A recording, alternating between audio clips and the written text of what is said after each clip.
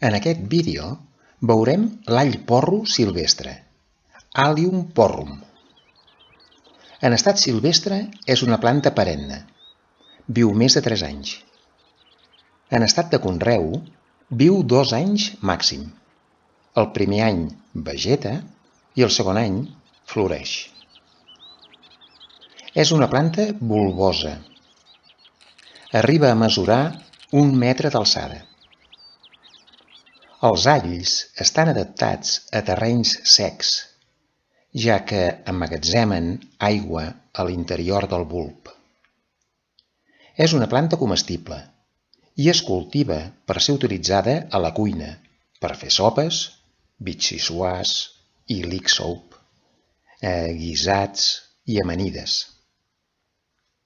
Família de les liliàcies. Inflorescència en umbel·la globosa, esfèrica. Flors de color porpra. Flor de 3 sèpals, 3 pètals, 6 estams i un pistil format per 3 carpels soldats que conformen l'ovari. Floreix al juny i juliol. Fulles basals llargues i lanceolades, envoltant el bulb i amb el limbe que s'allibera en nivells successius. Les fulles són planes i caigudes una vegada alliberades en nivells successius. Color de les fulles de tonalitat verd-blau. L'olor intensa dels alls i el seu sabor picant prové de les substàncies sulfurades que al descompondre's alliberen una fracció volàtil que irrita els ulls.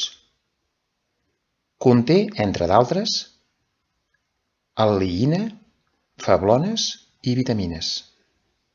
L'al·liïna és inodora, però es transforma en disulfur d'al·lil propil, que fa l'olor característica de l'all. L'all té les propietats de disminuir la coagulació de la sang i la pressió sanguínia, reduir el colesterol i ser expectorant. Els seus noms: Allium porrum, en català all porro, en anglès leek. En els següents vídeos veurem plantes.